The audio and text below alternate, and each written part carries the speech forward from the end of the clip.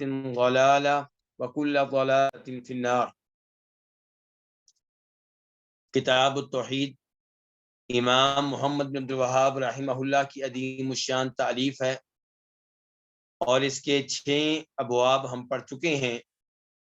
آج 7واں باب شروع کریں گے۔ 7واں باب ہے باب ما جاء فی الرقا والتمائم، باب جو کچھ آیا ہے دم کے بارے میں اور تمائم کے بارے میں۔ تمائم کا جو مشہور و معروف ترجمہ اردو میں کیا جاتا ہے وہ ہے تعویذات۔ تو باب جو کچھ آیا ہے دم کے بارے میں اور تعویذ کے بارے میں۔ سوال یہ پیدا ہوگا کہ اس باب کا گزشتہ باب کے ساتھ کیا تعلق ہے۔ تو آئیے سب سے پہلے دیکھتے ہیں کہ گزشتہ باب کیا ہے۔ باب ہے من الشرک لبس الحلقۃ والخیط ونحوہما لرفع البلاء او دفعہ، کہ چھلا پہننا اور دھاگا باندھنا اور اس قسم کے دیگر امور کا ارتکاب کرنا جب یہ کسی آزمائش کو، مصیبت کو دور کرنے کے لیے ہو یا قبل از وقت اس سے بچنے کے لیے ہو، تو یہ شرک ہے۔ تو اب یہاں پہ سوال پیدا ہوتا ہے کہ اگر دم مصیبت دور کرنے کے لیے ہو، بیماری کو دور کرنے کے لیے ہو، تو کیا وہ بھی شرک ہے؟ اگر تعویذ وہ باندھا جائے، وہ لڑکایا جائے اور مقصد یہی ہو کہ مصیبت جو آ چکی ہے وہ دور ہو جائے اور جو نہیں آئی ہے اس سے محفوظ رہا جائے، تو کیا یہ بھی شرک ہے؟ تو اس کے لیے امام صاحب نے پھر یہ باب باندھا، 7واں باب، کہ باب ما جاء فی الرقا والتمائم، باب جو کچھ آیا ہے دم کے بارے میں اور تعویذ کے بارے میں۔ اور یہاں پہ یہ بات آپ نوٹ کریں گے کہ پچھلے باب میں امام صاحب نے صاف صاف شرک کا تذکرہ باب میں کر دیا تھا، اور یہاں پہ انہوں نے دم کو شرک قرار نہیں دیا اور نہ ہی یہ کہا کہ شرک نہیں ہے۔ تمیمہ کو شرک قرار نہیں دیا اور نہ ہی یہ کہا ہے کہ شرک نہیں ہے۔ گویا کہ وہ یہ پیغام دے رہے ہیں کہ ان دو چیزوں کے معاملے میں کچھ تفصیلات ہیں، اجمالی حکم لگانا ذرا مشکل ہے، تفصیلات کا تذکرہ کرنا ہوگا۔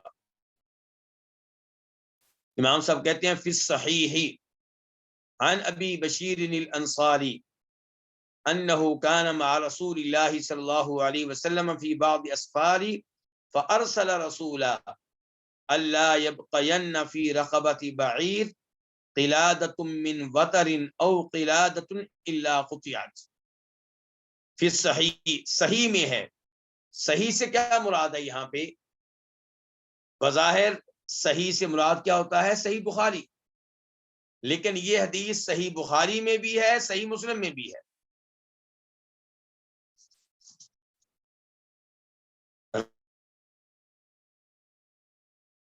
صحابی ہیں، ان کے نام کے بارے میں اختلاف ہے۔ تو انہ کان مع رسول اللہ صلی اللہ علیہ وسلم، تو ابو بشیر انصاری نبی صلی اللہ علیہ وسلم کے ساتھ تھے، فی بعض اسفارہ، آپ کے کسی سفر میں۔ نبی علیہ السلام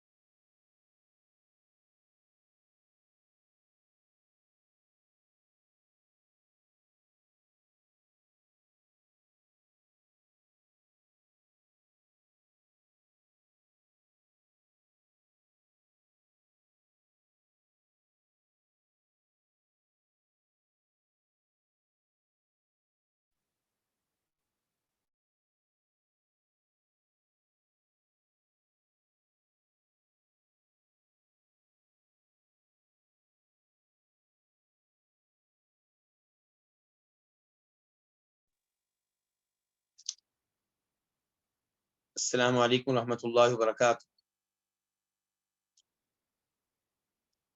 تو ابو بشیر انصاری کہتے ہیں کہ وہ نبی علیہ الصلوۃ والسلام کے ساتھ تھے آپ کے کسی سفر میں۔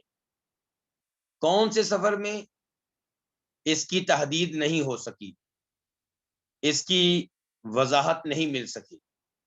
فارسل رسولا، تو نبی علیہ الصلوۃ والسلام نے ایک رسول کو بھیجا۔ رسول کا معنی کیا ہوتا ہے؟ نمائندہ، قاصد۔ تو آپ نے اپنا نمائندہ بنا کر کسی صحابی کو بھیجا تاکہ وہ آپ کا پیغام دوسرے صحابہ اکرام تک منتقل کر سکے۔ یہ کون تھے؟ روایات میں آیا ہے کہ یہ زید بن حارثہ تھے رضی اللہ تعالی عنہ۔ اللہ یبقین فی رقبۃ بعیر قلادۃ من وطر۔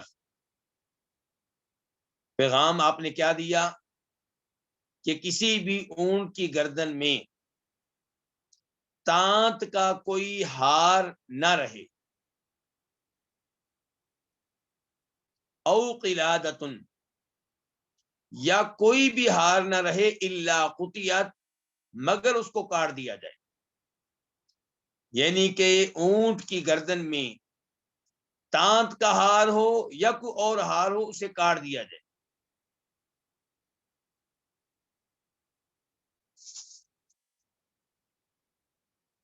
یہاں پہ او کا لفظ آیا ہے، یا یہ یا وہ۔ تو او کا لفظ کبھی شک کے لیے آتا ہے اور کبھی انواع بتانے کے لیے آتا ہے۔ تو یہاں پہ یہ شک کے لیے ہے یا انواع کے لیے ہے؟ یعنی کہ کیا راوی کو شک ہے کہ نبی علیہ الصلوۃ والسلام نے جو پیغام بھیجا تھا وہ ہر ہار کے بارے میں تھا یا صرف تانت سے بنے ہوئے ہار کے بارے میں تھا؟ اور دوسرا امکان یہ ہے کہ یہ او نو بیان کرنے کے لیے ہے کہ ہار کی یہ قسم ہو یا وہ قسم ہو، دونوں غلط ہیں، دونوں کو اتارنا ہوگا، دونوں کو باقی نہ رہنے دیا جائے۔ تو اب ہم نے یہ طے کرنا ہے کہ او شک کے لیے ہے یا نو بیان کرنے کے لیے ہے۔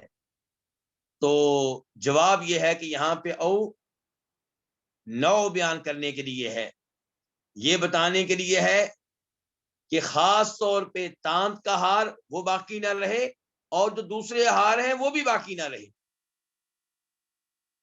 ہمیں کیسے پتا چلا کہ یہاں پہ او جو ہے یہ نو بیان کرنے کے لیے ہے، شک کے لیے نہیں ہے؟ کیونکہ ابو داؤد شریف میں الفاظ یہ ہیں کہ ولا قلادہ، کہ نہ تانت سے بنا ہوا ہار رہے اور نہ ہی کوئی دوسرا ہار رہے۔ اونٹ کی گردن میں جو بھی ہار ہے اس کو کاٹ دیا جائے۔ نبی علیہ الصلوۃ والسلام نے یہ حکم کیوں دیا؟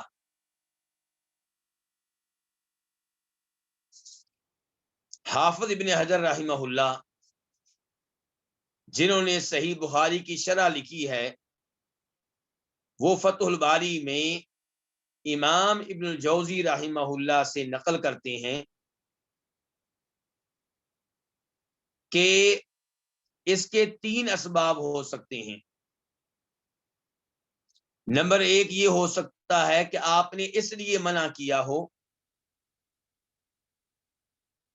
کہ لوگ اپنے اونٹوں کی گردنوں میں ہار اس لیے ڈال لیتے تھے تاکہ ان کے اونٹ نظر بد سے محفوظ رہیں۔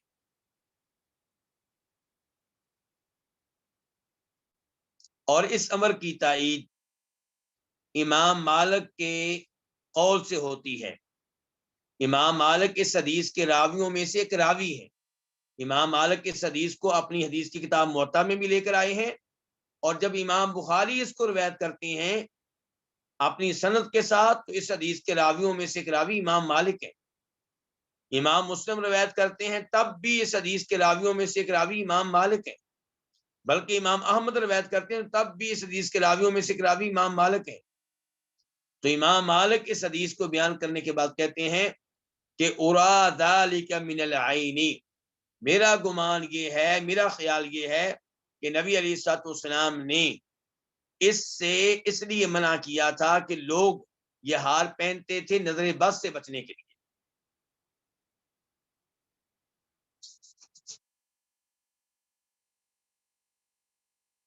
تو جب نظر بد سے بچنے کے لیے اونٹ کی گردن میں ہار ڈالا جائے گا تو پھر وہ کیا بن جائے گا؟ تمیمہ بن جائے گا، اس کو تعویذ کہا جائے گا. تو نبی علیہ الصلوۃ والسلام نے اس سے روک دیا. اس سے پتا چلا کہ تعویذ باندھنا جائز نہیں ہے. کوئی دھاگا، کوئی ہار، کوئی چھلا، کوئی منکا، کوئی انگوٹھی اس لیے پہننا کہ اس کے پہننے سے نظر بد سے محفوظ رہوں گا، بیماری سے محفوظ رہوں گا، مصیبت سے محفوظ رہوں گا، تو یہ کیا کہلائے گا؟ تمیمہ کہلائے گا، تعویذ کہلائے گا، اور ایسا کرنا غلط ہے. پہلے بھی گفتگو ہو چکی ہے کہ اگر کوئی گاڑی لے کر اس کے آگے جوتا باندھ لیتا ہے یہ سوچ کر کہ اس کی وجہ سے گاڑی نظر بد سے محفوظ رہے گی، نقصان سے محفوظ رہے گی، تو یہ بھی تمیمہ ہے، یہ بھی تعویذ ہے، اور یہ بھی غلط ہے. اگر کوئی مکان بناتا ہے، گھر بناتا ہے، اور اس گھر کے سامنے کوئی چیز لٹکا لیتا ہے یہ سوچ کر کہ اس چیز کے لٹکانے سے میرا گھر نظر بد سے محفوظ رہے گا، کسی نقصان سے محفوظ رہے گا، تو یہ بھی تعویذ کہلائے گا، یہ بھی تمیمہ کہلائے گا، اور یہ بھی غلط ہے. تو پہلی رائے کیا ہوئی کہ اس ہار کو اتارنے کا آپ نے حکم اس لیے دیا تھا کہ لوگ پہنتے تھے نظر بد سے محفوظ رہنے کے لیے، اور یہ ہار لٹکانا تمیمہ تھا، تعویذ تھا، اور یہ غلط ہے. دوسرے نمبر پہ آپ کی طرف سے اس حکم کی وجہ یہ ہو سکتی ہے کہ وہ لوگ اپنے جانوروں کی گردن میں گھنٹیاں باندھا کرتے تھے، اور یہ گھنٹیاں شیطانی آواز پہ مشتمل ہوتی تھی. تو نبی علیہ الصلوۃ والسلام نے کہا کہ ہر قسم کے یہ ہار اتار دیے جائیں. جب سارے ہار اتارے جائیں گے تو پھر گھنٹی بھی نہیں رہے گی. اور تیسری وجہ یہ ہو سکتی ہے کہ آپ نے اس سے اس لیے منع کیا تھا کہ کہیں ایسا نہ ہو کہ وہ ہار جانور کے گلا گھٹنے کا سبب بن جائے. جانور بسا اوقات اچھل رہا ہوتا ہے، مختلف حرکتیں کر رہا ہوتا ہے، تو اگر اس کی گردن میں ایسا ہار ہوگا تو اس ہار کی وجہ سے اسے نقصان ہو سکتا ہے، اس قلادے کی وجہ سے اسے نقصان ہو سکتا ہے، تو اس لیے آپ نے حکم دیا. تو بہرحال یہ تینوں اسباب ہو سکتے ہیں. ان میں سے جو پہلا سبب ہے نظر بد کی وجہ سے جانور کے گلے میں، اونٹ کے گلے میں ہار باندھ دینا، یہ کیا کہلائے گا؟ تمیمہ کہلائے گا، یہ تعویذ کہلائے گا، اور اس کا ہمارے آج کے موضوع سے تعلق ہے.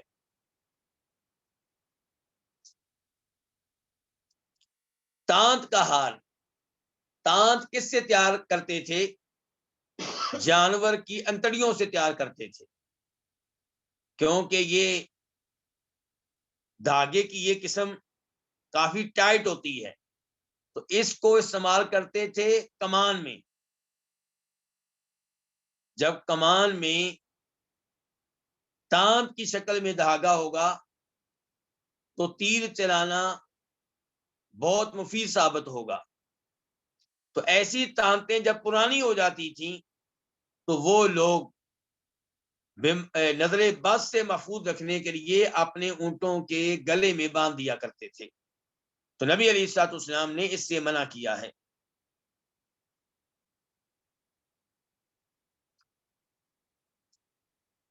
اگر کوئی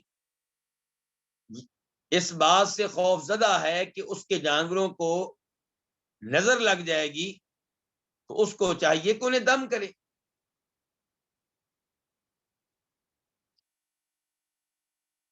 اس کے بعد وعن ابن مسعود رضی اللہ عنہ قال سمعت رسول اللہ صلی اللہ علیہ وسلم یقول ان الرقا والتمائم والتولة شرک. عبداللہ بن مسعود رضی اللہ عنہ سے روایت ہے، وہ کہتے ہیں کہ میں نے رسول اللہ صلی اللہ علیہ وسلم سے سنا کہ آپ کہہ رہے تھے ان الرقا الرقا رقیت کی جمع ہے، وہ الفاظ جو اس لیے پڑھے جاتے ہیں کہ برکت حاصل ہو جائے، شفا مل جائے، مصیبت دور ہو جائے، بیماری جاتی رہے، اسے کیا کہتے ہیں؟ رقیہ. آگے چل کر خود کتاب کے مؤلف امام محمد بن عبد الوہاب رحمہ اللہ ان الفاظ کی وضاحت کریں گے. تو ان الرقا دم والتمائم اور تمیمے، جس کا عام طور پر ترجمہ کیا کیا جاتا ہے؟ تعویذات. والتولہ اور محبت کے لیے جادو والا عمل، یہ کیا ہے؟ یہ شرک ہے. یعنی کہ بیوی جادو کے ذریعے چاہے کہ میری محبت خاوند کے دل میں داخل ہو جائے تو اس کو کیا کہتے ہیں؟ تیوالا. تو آپ علیہ السلام نے فرمایا کہ دم، تعویذات اور محبت کا جادو پہ مبنی عمل، یہ تینوں کیا ہے؟ شرک ہیں. اس حدیث کو امام احمد نے اور امام ابو داؤد نے روایت کیا ہے، بلکہ امام ابن ماجہ نے بھی روایت کیا ہے. شیخ البانی رحمہ اللہ نے اس حدیث کو صحیح قرار دیا ہے. ان کی مشہور و معروف کتاب ہے السلسلہ الصحیحہ، وہاں 331 نمبر حدیث یہی حدیث ہے اور اس کو وہ صحیح قرار دیتے ہیں. اب یہاں پہ سوال پیدا ہوگا کہ حدیث میں بتایا جا رہا ہے کہ ان الرقا، کہ دم جو ہے وہ شرک ہے، تو کیا ہم کسی کو قرآن کریم پڑھ کر دم نہیں کر سکتے؟ تو اس سوال کا جواب یہ ہے کہ اس حدیث کو دیگر احادیث کے ساتھ ملا کر جب آپ پڑھیں گے، سمجھیں گے، تو نتیجہ یہ نکلے گا کہ وہ دم شرک ہے جس میں غیر اللہ سے مدد مانگی جا رہی ہو. ورنہ وہ دم جو قرآن کریم کی آیات پہ مشتمل ہو، نبی علیہ الصلوۃ والسلام سے وارد اذکار اور اوراد پہ مشتمل ہو، وہ شرک نہیں ہے. بلکہ ایسا دم جو قرآن میں نہیں آیا، نبی علیہ السلام کی حدیث میں نہیں آیا، لیکن اس میں شرک نہیں ہے، خلاف شریعت کوئی چیز نہیں ہے، تو وہ بھی جائز ہے.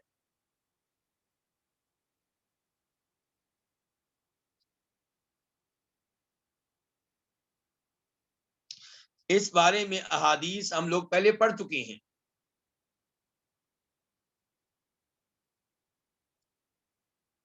نبی علیہ الصلوۃ والسلام کو جناب جبریل علیہ السلام نے دم کیا، صحیح حدیث سے ثابت ہے. جب آپ زندگی میں آخری بار بیمار تھے، سیدہ عائشہ آپ کو دم کرتی نہیں رضی اللہ تعالی عنہا. خود نبی علیہ الصلوۃ والسلام نے کئی لوگوں کو دم کیا ہے. تو اس لیے ہر دم شرک نہیں ہے، وہ دم شرک ہے جس میں غیر اللہ سے مدد مانگی جا رہی ہو.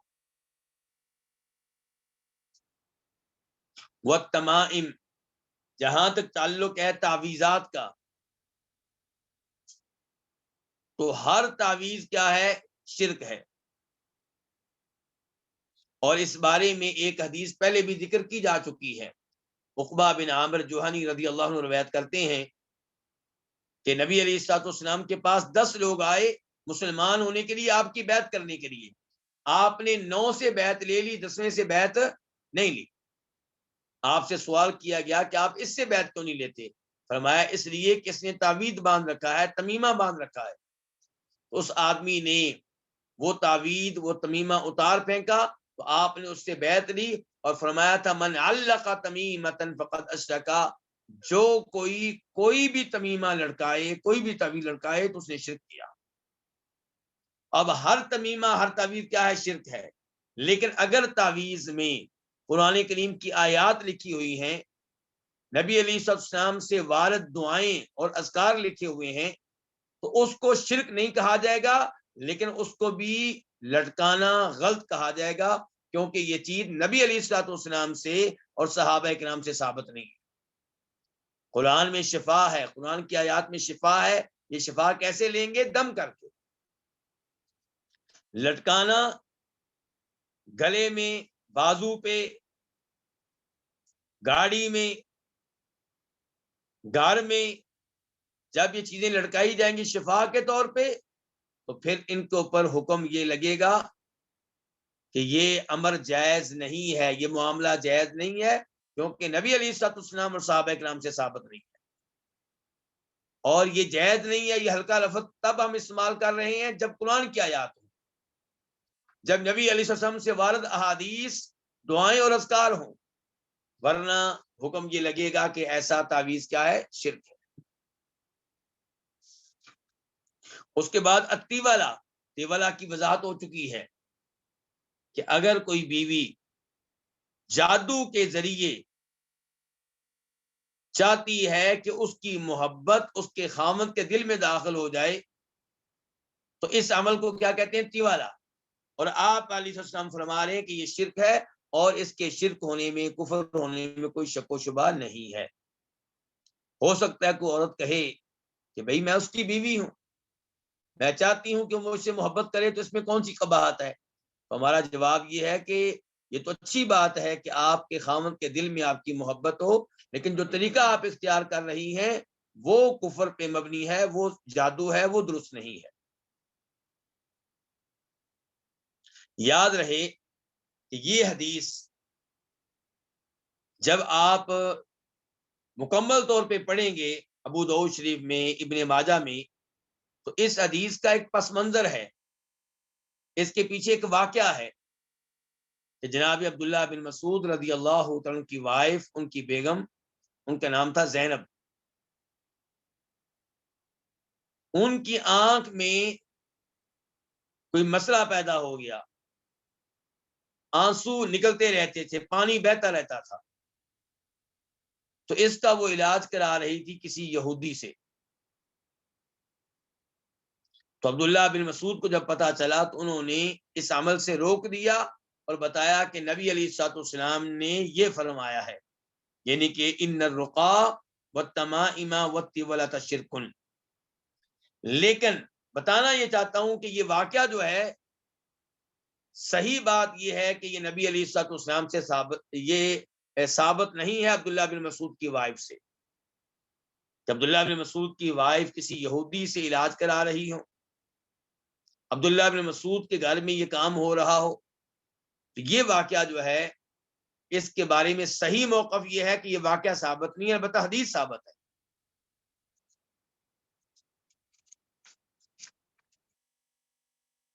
تیسری حدیث، وعن عبداللہ بن عکیم مرفوعا من تعلق شیئا وکیل الیہ، رواہ احمد والترمذی۔ عبداللہ بن عکیم سے روایت ہے، اور یہاں پہ محسوس یہ ہو رہا ہے کہ جیسے عبداللہ بن عکیم صحابی ہوں، جبکہ صحیح بات یہ ہے کہ یہ صحابی نہیں ہیں، نبی علیہ السلام کے زمانے میں موجود تھے، مسلمان ہو چکے تھے، لیکن آپ کو دیکھنے کا موقع نہیں ملا، اس لیے صحابی نہیں ہے۔ عبداللہ بن عکیم سے روایت ہے، اور وہ اس کو نبی علیہ السلام کی طرف منسوب کرتے ہیں۔ اب سوال پیدا ہوگا کہ جب وہ صحابی نہیں ہیں اور وہ اس حدیث کو اللہ کے رسول کی طرف منسوب کر رہے ہیں، تو کیا پھر یہ حدیث ضعیف قرار نہیں پائے گی؟ کیا اس کے اوپر مرسل کا حکم نہیں لگے گا؟ تو جواب یہ ہے کہ حدیث مرسل قرار پائے گی، لیکن اپنے شواہد کی وجہ سے یہ حدیث ثابت ہے، اسی لیے شیخ البانی رحمہ اللہ نے اس کو حسن قرار دیا ہے۔ اس حدیث کو امام احمد بھی روایت کرتے ہیں، امام ترمذی بھی، اور اس روایت کو تفصیل کے ساتھ جب آپ پڑھیں گے تو پتہ چلے گا کہ عبداللہ بن عکیم، ان کے پاس کوئی آدمی آیا، اس نے دیکھا کہ ان کی جلد میں کوئی مسئلہ ہے، جلد کا رنگ سرخ ہو جاتا ہے، تو آنے والے نے کہا کہ آپ کوئی چیز لٹکا لیں، جن کے بطور تعویذ کوئی چیز لٹکا لیں تاکہ آپ کو شفا مل جائے۔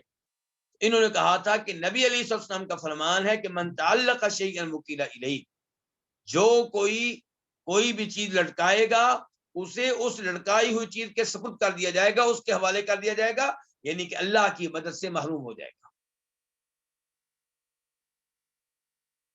اللہ کی مدد سے کیوں محروم ہوگا؟ کیونکہ اس نے غلط حرکت کی ہے۔ اسے پتہ چلا کہ تمیمہ لڑکانا، تعویذ لڑکانا غلط ہے اور یہ درست عمل نہیں ہے۔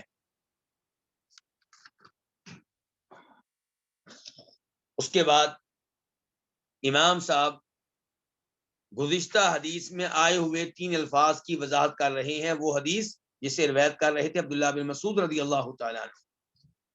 چنانچہ کہتے ہیں التمائم شیء یعلق علی الاولاد عن العین، کہ تمائم جو تمیمہ کی جمع ہے، یہ وہ چیز ہے جس کو لڑکایا جاتا تھا اولاد پہ، عن العین، انہیں نظر بد سے محفوظ رکھنے کے لیے۔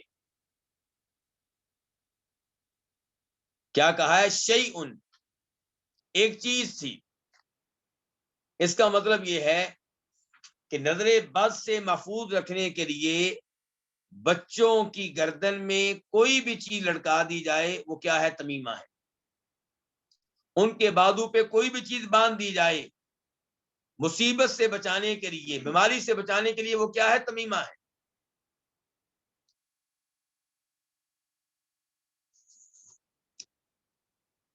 تو یہ جو کہا ہے امام صاحب نے، کتاب کے مؤلف نے التمائم کی تعریف کرتے ہوئے، کہ وہ چیز جس کو اولاد کی گردن میں لڑکا دیا جائے، ان کے بازو میں باندھ دیا جائے، تو وہ تمیمہ ہے۔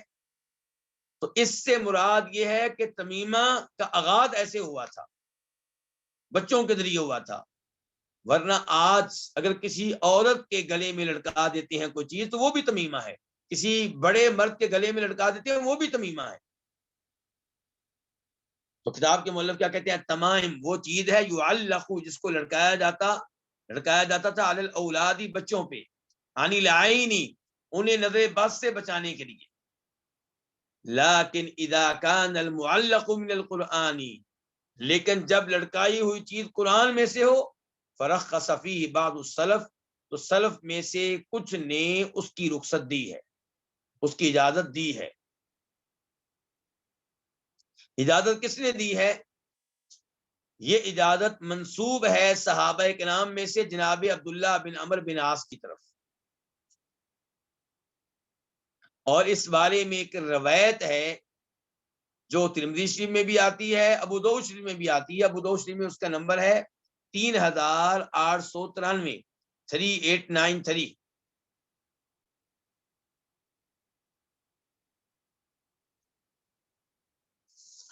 اس روایت سے یہ لگتا ہے کہ عبداللہ بن عمرو بن عاص اپنے بچوں اور چھوٹوں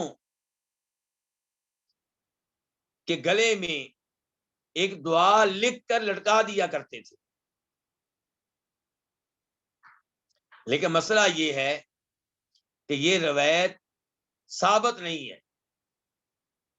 اس لیے یہ کہنا کہ عبداللہ بن عمرو بن عاص نے قرآنی تعویذ لٹکانے کی اجازت دی ہے، یہ کہنا غلط ہوگا، کیونکہ یہ چیز ان سے ثابت نہیں ہے۔ روایت موجود ہے لیکن ثابت نہیں ہے،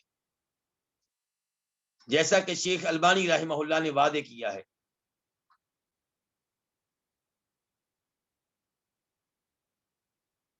تو پھر سلف میں سے کس سے ثابت ہے؟ صحابہ کرام میں سے کسی سے ثابت نہیں ہے کہ آپ کوئی ایت لکھ کر اپنے گلے میں یا بیگم کے گلے میں یا بچے کے گلے میں لٹکا لیں شفا کے لیے، نظر بد سے بچنے کے لیے، اور تو یہ جائز ہے۔ تو یہ چیز صحابہ کرام میں سے کسی سے ثابت نہیں۔ البتہ تابعین میں سے امام عطا سے ثابت ہے، وبعضهم لم يرخص فيه، کتاب کے مؤلف کہتے ہیں کہ سلف میں سے کچھ نے رخصت دی ہے اور کچھ نے رخصت نہیں دی اس چیز کی. وَيَجْعَلُهُ مِنَ الْمَنْهِيِّ عَنْهُ، جنہوں نے رخصت نہیں دی وہ اس عمل کو ممنوع تعویذ میں سے شمار کرتے ہیں. یہ ہم سب مانتے ہیں اور جانتے ہیں کہ قرآن کے علاوہ اگر کوئی چیز لکھ کر گلے میں لٹکائی جائے تو وہ کیا ہے؟ تمیمہ ہے، تعویذ اور حرام ہے. اب قرآن کا تعویذ ہو وہ حلال ہے یا حرام ہے؟ کتاب کے مؤلف کہہ رہے ہیں کہ سلف میں سے کچھ نے اس کی رخصت دی ہے اور باقی لوگوں نے رخصت نہیں دی، اور وہ سمجھتے ہیں کہ یہ اسی تعویذ کا حصہ ہے جو ممنوع ہے، انہی تعویذات کا حصہ ہے جو حرام ہے. تو کہتے ہیں وَيَجْعَلُهُ، اور یہ سلف جو ہیں وہ اس عمل کو من المنہی عنہ، ممنوع تعویذ میں سے شمار کرتے ہیں. منہم ابن مسعود، جو اس کو ممنوع قرار دیتے ہیں، حرام قرار دیتے ہیں، ان میں سے ایک کون؟ عبداللہ بن مسعود رضی اللہ تعالی عنہ.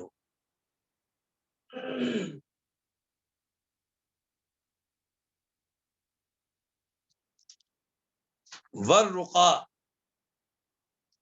اب کتاب کے مؤلف وضاحت کرنے لگے ہیں رقا کس کو کہتے ہیں. رقا یعنی کہ جو رقیہ کی جمع ہے، جس کا ترجمہ اردو میں ہم کیا کرتے ہیں؟ دم. تو کہتے ہیں الرقا ہی التی تسمى العزائم، رقا وہی ہیں جنہیں عزائم کہا جاتا ہے. یعنی رقا کا دوسرا نام کیا ہے؟ عزائم. وخص منہ الدلیل ما خلا من الشرک، اور دلیل نے اس سے خاص کر دیا ہے اس دم کو جو شرک سے خالی ہو. فقد رخص فیہ رسول اللہ صلی اللہ علیہ وسلم، کیونکہ نبی علیہ الصلوۃ والسلام نے ایسے دم کی رخصت دی ہے. من العین، نظر بد سے بچاؤ کے لیے، والحمتی، اور زہریلے کیڑے زہریلے جانور کے ڈسنے سے محفوظ رہنے کے لیے، اس کے علاج کے طور پہ.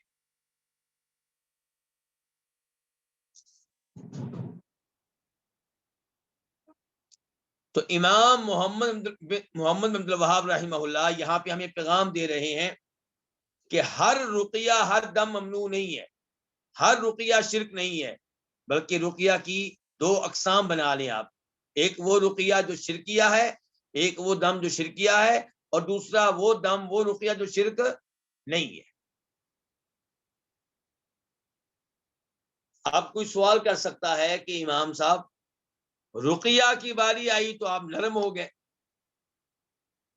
جبکہ حدیث جو آپ نے پیش کی ہے اس میں تینوں کے بارے میں آیا کہ شرک ہیں. تو جواب یہ ہوگا کہ رقیہ دم کے بارے میں دیگر احادیث سے رخصت ملتی ہے، اجازت ملتی ہے. صفحہ نمبر 124 اس کتاب میں جو میرے پاس ہے، ظاہر آپ کے پاس کوئی اور ایڈیشن ہوگا، اس میں باب ہے، باب نمبر 2، کہ باب من حقق توحید دخل الجنت بغیر حساب، جس نے توحید کا حق ادا کر دیا وہ بغیر حساب کتاب کے جنت میں جائے گا. تو وہاں پہ جو حدیث آئی ہے تو وہ حدیث ہے بریدہ بن حصیب الاسلمی، کہ آپ علیہ السلام نے فرمایا لا رقیۃ الا من عین او حما، کہ کوئی بھی رقیہ جائز نہیں ہے، کوئی بھی دم جائز نہیں ہے، الا یہ کہ وہ دم نظر بد کی وجہ سے ہو یا زہریلے جانور کیڑے کے ڈسنے کی وجہ سے ہو. اور اس حدیث کو روایت کرنے والوں میں امام بخاری ہے. تو اس سے پتہ چلا کہ دم کی گنجائش موجود ہے، خصوصاً وہ دم جو نظر بد کی وجہ سے ہو یا زہریلے جانور کے ڈسنے کی وجہ سے ہو، ورنہ ہر قسم کا دم جائز ہے. یعنی کہ جب دم قرآن کریم کے ذریعے ہو، دم انبیاء کرام علیہ السلام سے وارد اذکار اور دعاؤں کے ذریعے ہو تو وہ جائز ہے. نبی علیہ السلام کو دم کیا گیا جادو کی وجہ سے، خود آپ صحابہ کرام کو دم کرتے رہے کئی بیماریوں میں.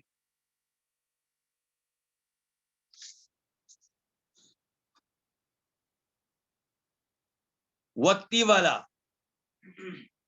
اب تیولا لفظ کی طرف آ جائیں تو کتاب کے مؤلف کہتے ہیں شیئن، یہ ایک چیز ہے یصنعونہ، جسے وہ لوگ تیار کرتے تھے، یزعمون، وہ یہ دعویٰ کرتے تھے، وہ یہ خیال کرتے تھے، وہ یہ گمان کرتے تھے، انہ یحبب المرأة الی زوجہا، کہ یہ چیز خامند کو، یہ چیز عورت کو اس کے خامند کے دل میں محبوب بنا دیتی ہے، یہ چیز عورت کی محبت خامند کے دل میں ڈال دیتی ہے، والرجل الی امرأتہ، اور یہ چیز مرد کی محبت اس کی بیوی کے دل میں ڈال دیتی ہے۔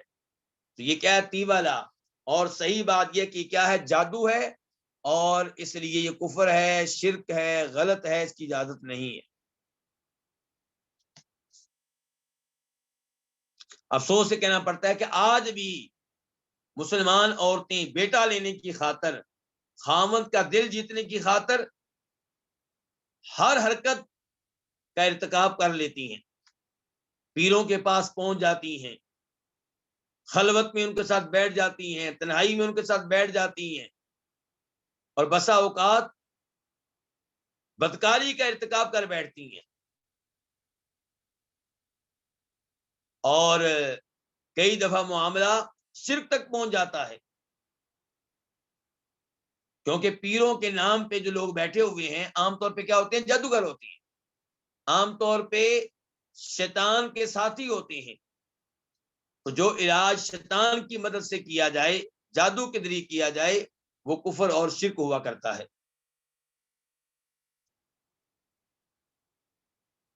وروى الامام احمد عن رویفع قال قال علی رسول اللہ صلی اللہ علیہ وسلم، امام احمد نے روایت کیا کس سے؟ رویفع سے۔ رویفع کون ہے؟ صحابی ہیں۔ قال، وہ کہتے ہیں قال علی رسول اللہ صلی اللہ علیہ وسلم، مجھ سے کہا رسول اللہ صلی اللہ علیہ وسلم نے، یا رویفع، اے رویفع، لعل الحیات ستطول بک، شاید کہ تمہاری زندگی دراز ہو، تمہیں لمبی عمر ملے۔ اور ایسا ہی ہوا، نبی علیہ الصلوۃ والسلام کی بتائی ہوئی یہ بات پوری ہوئی، اور یہ علامت ہے آپ کے سچے نبی ہونے کی۔ تو آپ کہہ رہے ہیں رویفع، شاید کہ تمہاری زندگی دراز ہو جائے، فاخبر الناس، تو لوگوں کو یہ بات بتا دینا، ان من عقد لحیتہ، کہ جو اپنی داڑھی کو گرا دے، اپنی داڑھی میں گرا لگائے، یعنی کہ کچھ بال لے کے باقی چند بالوں کے اندر یعنی کہ داخل کرے گرا لگا کر، تو لوگوں کو بتا دینا کہ جو اپنی داڑھی کو گرا لگائے، او تقلد وطرن، یا تانت لٹکائے، کہاں لٹکائے؟ جانور کے گلے میں، او استنجا برجی دابت او عظم، یا کسی جانور کے گوبر یا ہڈی کے ساتھ استنجا کرے، فإن محمدًا بریء منہ، تو بے شک محمد، یعنی کہ آپ اپنے بارے میں کہہ رہے ہیں، بے شک محمد صلی اللہ علیہ وسلم اس سے لا تعلق ہیں، بری ہیں، آپ کا اس سے کوئی واسطہ نہیں ہے۔ اس سے پتا چلا کہ یہ تینوں کام غلط ہیں، اتنے غلط ہیں کہ اللہ کے رسول فرما رہے ہیں کہ جو یہ کام کرے گا میرا اس سے کوئی تعلق نہیں، کوئی واسطہ نہیں، حالانکہ ہم نے آپ کا کلمہ پڑھا ہوا ہے، ہم نے تو امیدیں لگائی ہوئی ہیں کہ روز قیامت آپ ہمیں حوض کوثر میں سے پانی پلائیں گے، ہم نے تو امیدیں لگائی ہوئی ہیں کہ آپ روز قیامت تمہاری شفاعت کریں گے، لیکن اللہ کے رسول کہہ رہے ہیں کہ جو یہ حرکتیں کرے میرا اس سے کوئی تعلق واسطہ نہیں۔ تو پہلی حرکت کیا تھی؟ داڑھی میں گرا لگانا۔ کئی لوگ جن کی داڑھی لمبی ہو جاتی ہے وہ اپنی داڑھی کو چھوٹا ظاہر کرنے کے لیے کچھ بال دوسرے بالوں میں داخل کر دیتے ہیں، گرا لگا دیتے ہیں، تو یہ غلط ہے۔ او تقلد وطرا، یا اپنے جانور کو نظر بد سے بچانے کے لیے گلے میں تانت کا قلادہ ڈال دیتے ہیں، تانت کا ہار ڈال دیتے ہیں، وہ بھی غلط ہے۔ اور تیسرے نمبر پہ کیا تھا؟ کسی جانور کے گوبر کے ساتھ استنجا کرنا، لید کے ساتھ استنجا کرنا، یا ہڈی کے ساتھ استنجا کرنا، یہ کیوں غلط ہے؟ اگر جانور وہ ہے جس کا گوشت کھانا جائز نہیں ہے، مثال کے طور پہ گدھا، تو اس کا گوبر کیا ہوگا؟ اس کا گوبر پاک نہیں ہوگا، اس کی ہڈی پاک نہیں ہوگی۔ تو آپ استنجا کرنا چاہتے ہیں، استنجا کرنے کا مقصد کیا ہے کہ آپ نے پیشاب پخانہ کیا ہے، اور یہ دونوں کیا ہوتے ہیں؟ پلید۔ اب آپ اس پلید شے کا ازالہ کرنا چاہتے ہیں، جب آپ پلید شے کو زائل کرنے کے لیے پلید شے استعمال کریں گے تو پاک کیسے ہوں؟ طہارت کیسے حاصل ہوگی؟ اور اگر جانور وہ ہے جس کا گوشت کھانا جائز ہے تو صحیح بات یہ ہے کہ اس کا گوبر، اس کی لید کیا ہے؟ پاک ہے۔ اس کو ہاتھ لگانے سے آپ کے ہاتھ پلید نہیں ہوں گے، اور اس کی ہڈی بھی کیا ہے؟ پاک ہے۔ تو اس کے ساتھ استنجا پھر کیوں حرام ہے؟ استنجا کیوں ممنوع ہے؟ کیونکہ وہ جانور جن کا گوشت کھانا جائز ہے، ان کی ہڈیاں خوراک ہیں کن کی؟ جنات کی۔ تو ہمارے لیے جائز نہیں ہے کہ ہم ان کی خوراک ہڈیوں کو پلید کر دیں۔ اور جہاں تک تعلق ہے لید کا اور گوبر کا، تو یہ خوراک ہے جنوں کے، جانوروں کی۔ جنات جو جانور ہیں ان کی خوراک کیا ہے؟ ہمارے جانوروں کا گوبر اور ان کی لید۔ جب ہم انہیں استنجا میں استعمال کریں گے تو کیا ہو جائے گی؟ پلید ہو جائے گی، اس لیے جائز نہیں ہے۔ اچھا، اب آخر میں اللہ کے رسول کیا فرماتے ہیں کہ محمد ایسے شخص سے بری ہیں صلی اللہ علیہ وسلم۔ اس کا کیا مطلب ہے؟ کیا ایسا آدمی کافر ہو جائے گا؟ نہیں، اس کا مطلب یہ نہیں ہے کہ وہ کافر ہو جائے گا، لیکن اس سے یہ پتا چلا کہ یہ چھوٹا جرم نہیں، بہت بڑا جرم ہے، کبیرہ گناہ ہے۔ لیکن اگر کوئی آدمی اپنے جانور کے گلے میں تانت باندھتا ہے اور یہ سمجھتا ہے کہ تانت بذات خود مصیبتوں سے بچاتی ہے، بیماریوں سے بچاتی ہے، تو پھر یہ شرک ہے۔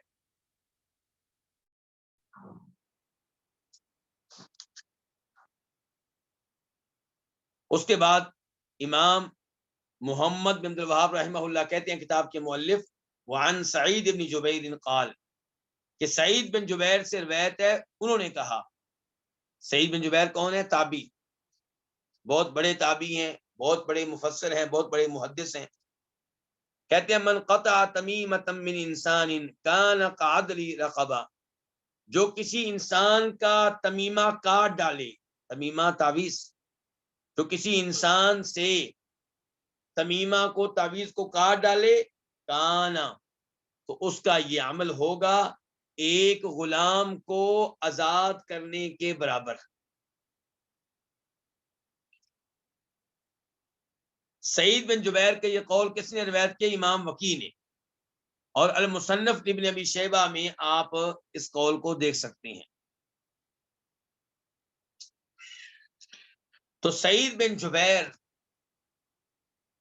نبی نہیں ہے کہ ہم ان کی بات مان لیں، صحابی بھی نہیں ہے، کیا ہے؟ تابعی ہیں، تو کیا ان کی یہ بات مان لی جائے گی؟ ان کی بات اس لیے مان لی جائے گی کہ جو بات کر رہے ہیں وہ مفہوم کے لحاظ سے صحیح ہے۔ کیسے صحیح ہے؟ کہ کسی انسان کا آپ نے ایک تعویذ کاٹ ڈالا تو آپ کا یہ عمل ایک غلام آزاد کرنے کے برابر ہو گیا۔ یہ کیسے؟ علماء کرام نے اس کی توجیہ یہ کی ہے، اس کی وضاحت کچھ یوں کی ہے کہ جس نے تعویذ باندھا ہوا ہے اس نے اپنے آپ کو خطرے میں ڈالا ہوا ہے، جہنم کی آگ کا ایندھن بنے گا، بہت بڑا گناہ کر رہا ہے۔ جب آپ اس کا تعویذ کاٹ ڈالیں گے، اس کے عقیدے کی اصلاح کر دیں گے، تو بچ گیا کس سے؟ وہ بچ گیا کفر سے، شرک سے، جہنم کی آگ سے۔ تو یہ عمل تو ایک غلام کو آزاد کرنے سے بھی کہیں بہتر ہے۔ آپ نے اس کو جہنم کی آگ سے آزاد کر دیا، آپ سبب بن گئے اس کے جہنم کی آگ سے آزاد ہونے میں۔ وَلَهُ عَنْ إِبْرَاهِيمَ قَالَ، اور وَلَهُ لہو کی ضمیر کی جاری وکی کی طرف، کہ امام وکی جو ہیں وہ روایت کرتے ہیں ابراہیم النخعی سے۔ ابراہیم نخعی بہت بڑے تابعی ہیں، ابراہیم بن یزید النخعی۔ قال، انہوں نے کہا، کانوا یکرہون التمائم کلہا من القرآن وغیر القرآن، کہ وہ تمائم کو مکروہ جانتے تھے، کلہا ہر قسم کے تمائم کو، وہ ہر قسم کے تمائم کو مکروہ جانتے تھے، من القرآنی، وہ تمائم قرآن میں سے ہوں یا غیر قرآن میں سے ہوں۔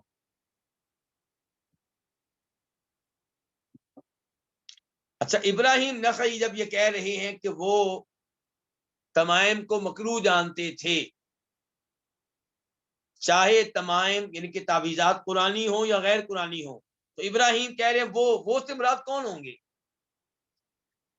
ایک موقف یہ ہے کہ اس سے مراد ہے صحابہ کرام، یہ کہ ابراہیم نخعی کہنا چاہتے ہیں کہ صحابہ کرام ہر قسم کے تمائم کو، تعویذات کو مکروہ جانتے تھے، وہ قرآن سے ہوں یا قرآن میں سے نہ ہو۔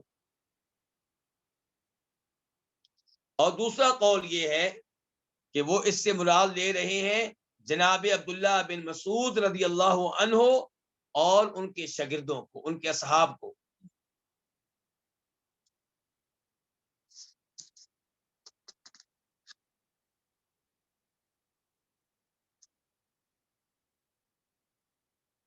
یہاں پہ ایک سوال یہ بھی ہے کہ مکروہ جاننا، اس سے کیا مراد ہے؟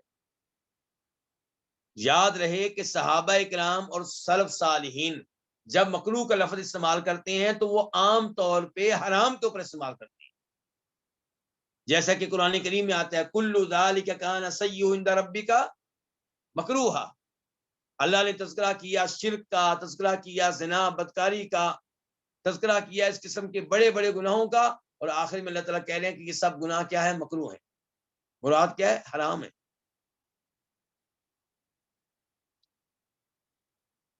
تو اس کا مطلب یہ ہوا کہ ابراہیم نخعی کہہ رہے ہیں کہ صحابہ کرام قرآنی تعویذات کو اور دیگر تعویذات کو سب کو حرام جانتے تھے، سب کو ممنوع جانتے تھے۔ اور ابراہیم نخعی کا یہ قول صحیح سند کے ساتھ ان سے ثابت ہے۔ شیخ البانی رحمہ اللہ نے بتایا ہے کہ یہ صحیح سند سے ثابت ہے ابراہیم نخعی سے۔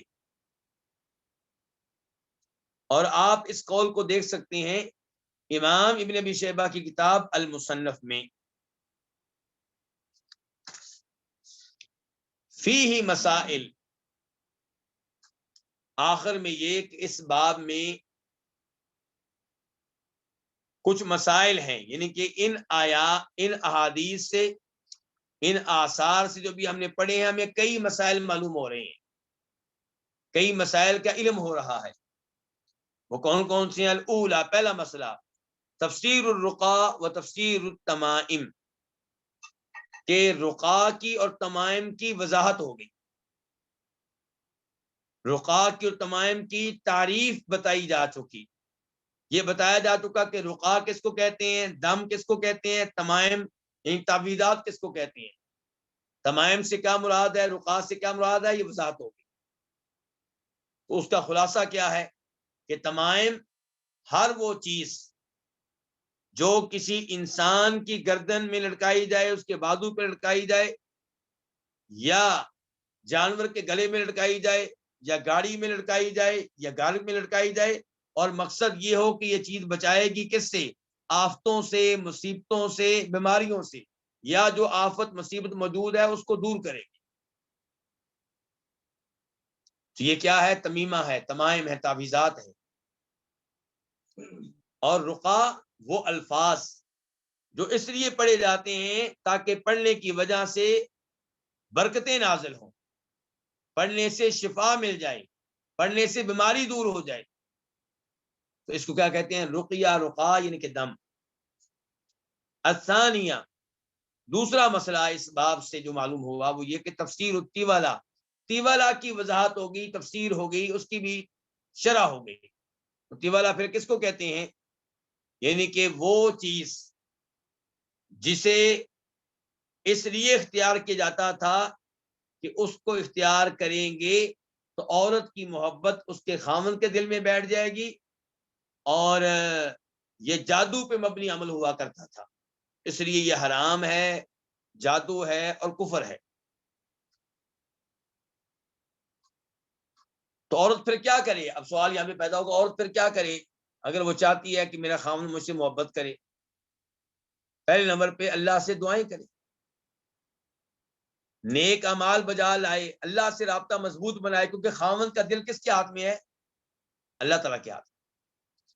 جب یہ عورت اللہ تعالیٰ کو راضی کر لے گی، پھر اللہ سے دعائیں کرے گی، اللہ اس کی دعا سنے گا اور اللہ اس کی محبت خاوند کے دل میں ڈالے گا۔ تو خاوند کے دل میں محبت ڈالنے کے لیے پیروں کے پاس، عاملوں کے پاس، جادوگروں کے پاس جانے کی ضرورت نہیں ہے۔ گھر میں نمازیں پڑھنے کی ضرورت ہے، سجدے میں اللہ سے دعائیں کرنے کی ضرورت ہے، اللہ کے سامنے گڑگڑانے کی ضرورت ہے۔ دوسرے نمبر پہ خاوند کے دل میں اگر محبت داخل کرنا چاہتی ہے کوئی عورت تو کیا کرے؟ اس کی خدمت کرے، اس کا احترام کرے، اس کو عزت دے، خاوند کے والدین کی عزت کرے۔ یہ وہ چیزیں ہیں جن کے ذریعے خاوند کے دل کو جیتا جا سکتا ہے۔ خاوند کی اطاعت کرے، خاوند کی نافرمانی سے بچے۔ الثالثہ، تیسرا مسئلہ، ان هذه الثلاث كلها من الشرك من غیر استثناء، کہ یہ تینوں چیزیں، کون سی تینوں چیزیں؟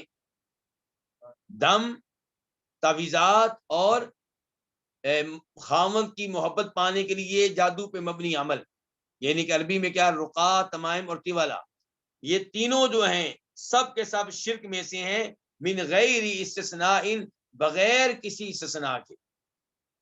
اور ہم اس کی وضاحت کر چکے ہیں پہلے کہ اس میں کوئی شک و شبہ نہیں ہے کہ تیوالہ کفر بھی ہے، شرک بھی ہے، بغیر کسی استثناء کے۔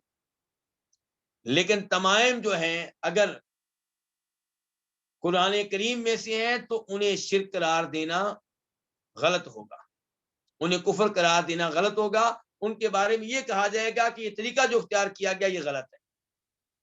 لیکن اگر تمائم قرآن کریم کے علاوہ کسی اور چیز پہ مشتمل ہے تو پھر ان کو شرک قرار دیا جائے گا۔ اور جہاں تک تعلق ہے رقا کا، دم کا، تو اگر دم قرآن کریم کے ذریعے کیا جا رہا ہے، نبی علیہ السلام کے بتائے ہوئے اذکار دعاؤں کے ذریعے کیا جا رہا ہے، یا کوئی اور دعا ہے جو کسی اور نے بتائی ہے لیکن اس میں شرک نہیں ہے، خلاف شریعت کوئی چیز نہیں ہے، تو اس میں کوئی حرج نہیں۔ اور اگر دم میں غیر اللہ سے مدد مانگی جا رہی ہے، کسی نبی سے مدد مانگی جا رہی ہے، کسی ولی سے مدد مانگی جا رہی ہے، کسی صحابی سے مدد مانگی جا رہی ہے، کسی فرشتے سے مدد مانگی جا رہی ہے، کسی جن سے مدد مانگی جا رہی ہے، تو پھر وہ بھی ممنوع ہوگا اور اس کا معاملہ بھی کفر و شرک تک پہنچے گا۔ الرابعہ، چوتھا مسئلہ، ان الرقیۃ بالکلام الحق من العین والحمۃ لیس من ذلک، کہ وہ دم جو برحق کلام کے ساتھ ہو، قرآن کریم کے ساتھ ہو، من العین، اور وہ دم کیوں ہو؟ نظر بد سے بچنے کے لیے، والحمہ، زہریلے جانور کے ڈنک سے، ڈسنے سے بچنے کے لیے، تو لیس من ذالک، یہ اس میں سے نہیں ہے۔ کس میں سے نہیں ہے؟ شرک میں سے نہیں ہے، ممنوع چیزوں میں سے نہیں ہے۔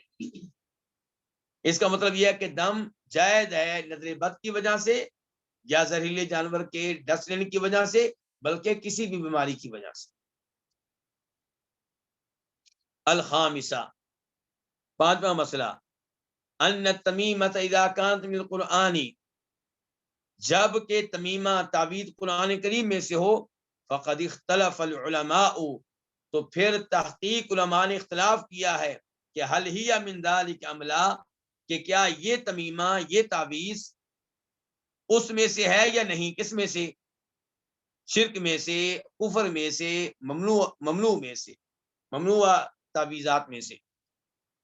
تو اس کی وضاحت ہم کر چکے ہیں کہ صحابہ کرام میں تو کوئی اختلاف نہیں، صحابہ کرام کے لحاظ سے ہر تعویذ کیا ہے، ممنوع ہے، لیکن بعد میں کئی لوگوں نے فتویٰ دیا ہے کہ قرآنی تعویذ جائز ہے، باقی تعویذات غلط ہے، اور صحیح موقف کیا ہے کہ ہر تعویذ کیا ہے، غلط ہے۔ البتہ قرآنی تعویذ کو شرک نہیں کہا جائے گا، کفر نہیں کہا جائے گا۔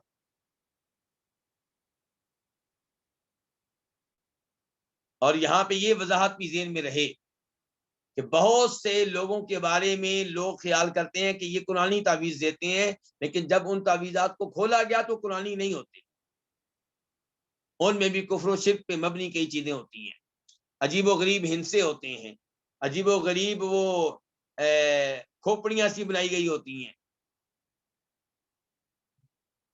السادسہ، چھٹا مسئلہ، ان تعلیق الاوتار علی الدواب عن العین من ذلک، کہ نظر بد سے محفوظ رکھنے کے لیے جانوروں پہ تانت باندھ دینا، تانت لٹکا دینا، من ذلک، وہ اسی میں سے ہے، کس میں سے، وہ ممنوع تعویذات میں سے ہے، تمائم میں سے ہے۔ السابعہ، ساتویں نمبر پہ، الوعید الشدید علی من تعلق وطرا، شدید وعید آئی ہے، شدید وارننگ آئی ہے، شدید دھمکی آئی ہے اس کے خلاف جو تانت لٹکائے، اس لیے جانوروں کے گلے میں تانت نہیں لٹکانی چاہیے۔ الثامنہ، آٹھواں مسئلہ، فضل ثواب من قطع تمیمۃ من انسان، جو کسی انسان سے تمیمہ کو کاٹ دے، تعویذ کو کاٹ دے، اس کو ملنے والے اجر و ثواب کی فضیلت۔ یہ ہم جان چکے ہیں کہ سعید بن جبیر کا فتویٰ یہ ہے کہ اس کو ثواب ملے گا ایک غلام کو آزاد کرنے کی طرح، اور یہ بھی بات ہو چکی ہے کہ یہ فتویٰ درست محسوس ہوتا ہے، واللہ عالم۔ التاسعہ، نواں مسئلہ، کلام ابراہیم لا یخالف ما تقدم من الاختلاف، کہ ابراہیم نخعی کا کلام، کیا کلام ہے جی ان کا، ابراہیم نخعی نے کہا تھا نا کہ وہ ہر طرح کے تمائم کو، ہر طرح کے تعویذات کو مکروہ جانتے تھے، حرام جانتے تھے، قرآن سے ہوں یا قرآن سے نہ ہو۔ تو امام صاحب کہتے ہیں ابراہیم کا کلام جو ہے، ان کی جو گفتگو ہے ابراہیم نخعی کی، یہ مخالف نہیں ہے اس اختلاف کے جو پہلے گزر چکا ہے، ان کہ ہم نے آپ کو پہلے کہا تھا کہ سلف میں اختلاف ہے، امام صاحب نے کہا تھا نا کہ سلف میں اختلاف ہے، سلف میں سے کچھ نے قرآنی تعویذ کی رخصت دی ہے، کچھ نے نہیں دی، یہ کس نے کہا تھا، امام محمد بن عبد الوہاب رحمہ اللہ نے۔ پھر ابراہیم نخعی کا قول آ گیا، وہ کہتے ہیں کہ وہ یعنی کہ صحابہ کرام ہر طرح کے تمائم کو حرام جانتے تھے، قرآن سے ہوں یا قرآن سے نہ ہوں۔ تو ہو سکتا ہے کوئی کہے کہ دونوں باتوں میں ٹکراؤ ہے، تضاد ہے، تناقض ہے، تو امام صاحب کہتے ہیں کوئی تضاد نہیں ہے۔ کیوں؟ کیونکہ ابراہیم نخعی جب کہہ رہے ہیں کہ وہ ہر طرح کے تمائم کو حرام جانتے تھے، تو وہ مراد لے رہے ہیں عبداللہ بن مسعود کے شاگرد۔ اگرچہ یہ بات پکی نہیں ہے کہ اس سے مراد عبداللہ بن مسعود کے شاگرد ہیں، اور امید ہے کہ اس سے مراد کون ہوں گے، صحابہ کرام ہوں گے، کہ صحابہ کرام ہر طرح کے تعویذات کو حرام جانتے تھے، قرآن سے ہوں یا غیر قرآن سے۔ اور اس میں اور پہلی بات میں اختلاف نہیں ہے، کیوں؟ کیونکہ کسی بھی صحابی سے یہ ثابت نہیں ہے کہ انہوں نے قرآنی تعویذ لٹکانے کی اجازت دی۔ لأن مرادہ، کیونکہ ابراہیم کی مراد یہاں پہ کیا ہے؟ اصحاب عبداللہ، عبداللہ بن مسعود کے شاگرد، ان کے ساتھی۔ تو یہ تھا ہمارا آج کا 7واں باب۔ آئندہ باب ہمارا ہوگا کہ کسی درخت یا پتھر کو بابرکت جاننا، اس سے برکت لینا، یہ کیسا ہے۔ تو آج میں آپ سے اجازت چاہوں گا، تو انشاءاللہ آئندہ ہفتے کتاب التوحید کے ساتھ پھر ملاقات ہوگی، اور کل انشاءاللہ آپ سے ملاقات ہوگی کتاب الفوائد کے ساتھ۔ اللہ تعالی ہمیں قرآن و حدیث کا علم لینے کی توفیق عنایت فرمائے، اور ہم سب کے علم و عمل میں برکتیں ڈالیں۔ وآخر دعوانا الحمدللہ رب العالمین۔